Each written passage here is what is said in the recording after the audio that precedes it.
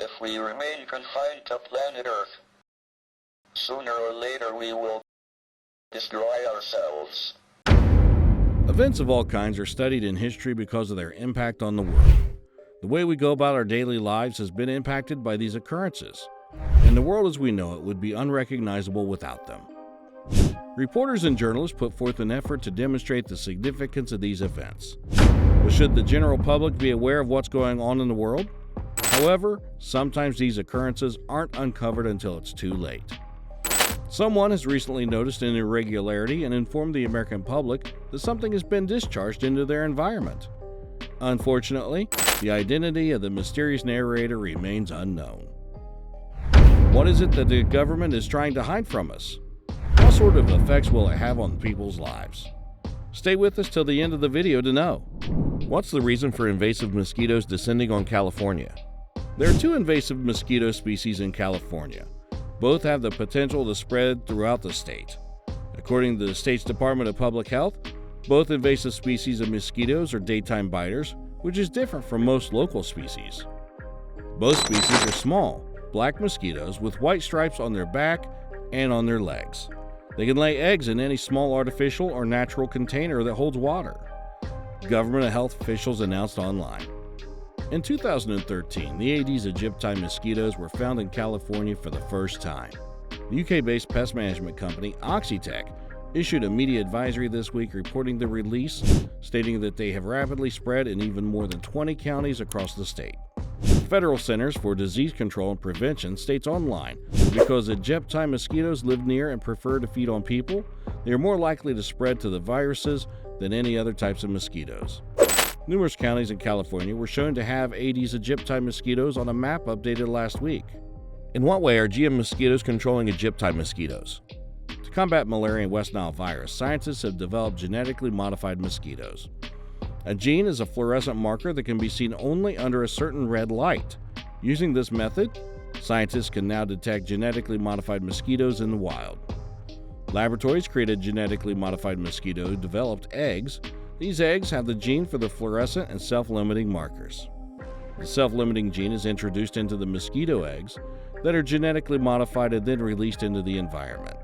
After hatching, they can mature into adults and begin mating with wild females. Offsprings inherit the gene from their parents. Female offspring don't make it to adulthood before perishable. As a result, fewer aegypti mosquitoes should be floating around. How are genetically modified mosquitoes released?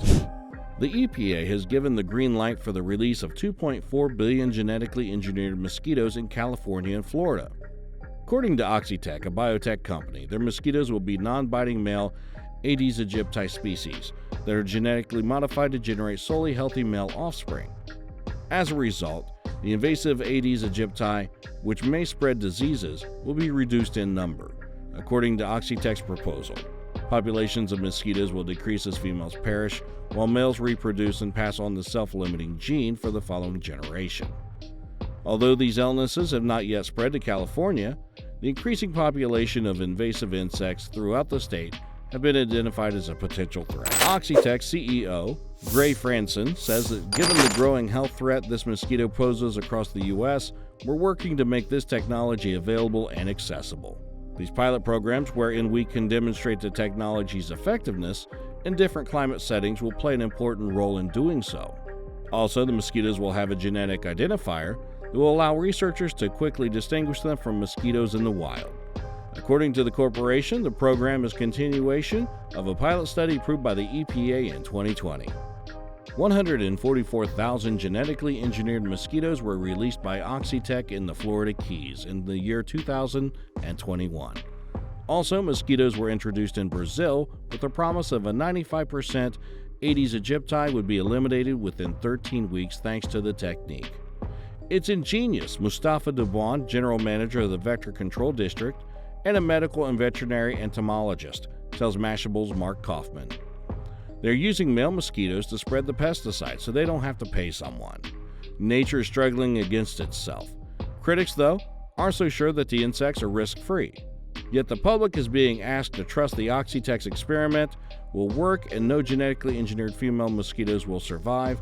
But how do we know that? According to The Guardian, critics are worried about mosquitoes being exposed to tetracycline that allow the female mosquitoes to live.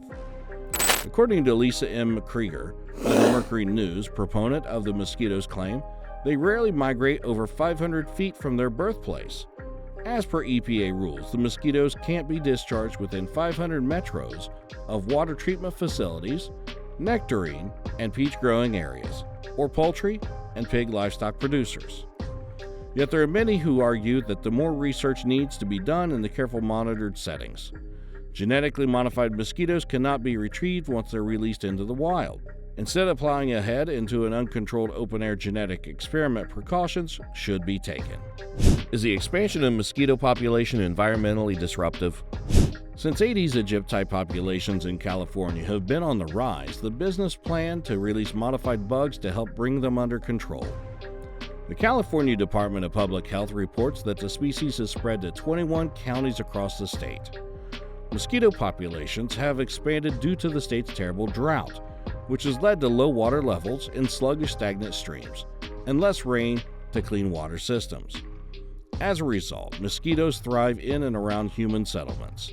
It does not belong here, and it is environmentally disruptive, according to Rajiv Vaidyanathan, director of U.S. projects at Oxitec, and Aedes aegypti is a major health concern. He also mentioned that it is far more challenging to remove Aedes aegypti using pesticides.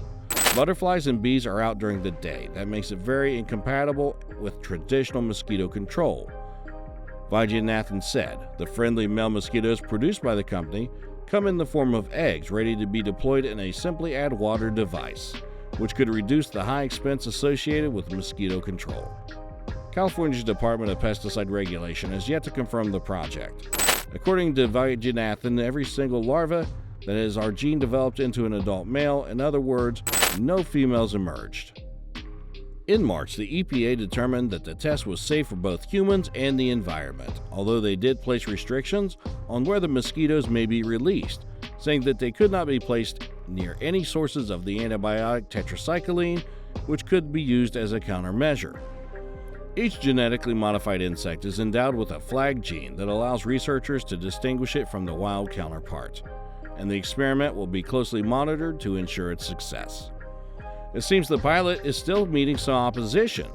Critics are urging California officials to turn off the power, citing potential unintended consequences as well as a lack of transparency. The environmental advocacy groups Friends of the Earth and the Center for Food Safety gathered signatures totaling over 13,000 to submit to the EPA this year in opposition to the project's expansion. Is the proposal cutting-edge solution or unnecessary or dangerous? Some people think the proposal is pointless and even risky. Therefore, it hasn't been universally endorsed. However, according to a statement released by the Center for Food Safety's policy director, there are currently no locally acquired instances of chikungunya, dengue, Zika, or yellow fever in California. None of these viruses are currently known to be transmitted within California, but thousands of people are infected with these viruses in other parts of the world, including in Mexico, Central and South America, the Caribbean, and Asia, according to the State Department of Health. The agency further noted that the presence of Aedes aegypti in California poses a concern of transmission of the viruses in infested areas from returned affected passengers. The release of billions of mosquitoes and genetically modifications have been feared by some team members due to the possibility of genetically modified females escaping and giving rise to hybrid insects that really are more virulent and aggressive. Conversely, Friends of the Earth, an environmental group, has stated that the company's assertion that the genetic modification of mosquitoes will decrease cases of mosquito-borne illnesses, unsupported by publicly available research. The organization cited a study conducted by researchers at Yale University, which was published as a scientific journal, and found that the mosquito population in Brazil did not decrease after 2 years of continuous release of genetically altered mosquitoes. Researchers also discovered the mosquitoes were breeding with one another in the wild, creating hybrids. The advocacy group warned that these mosquitoes could be more aggressive, more difficult to remove, and ultimately more responsible for the spread of disease. We hope you enjoyed this buzzing video. Now please hit the subscribe button and make the notification bell zooming. But of course, you're free to accept or refuse.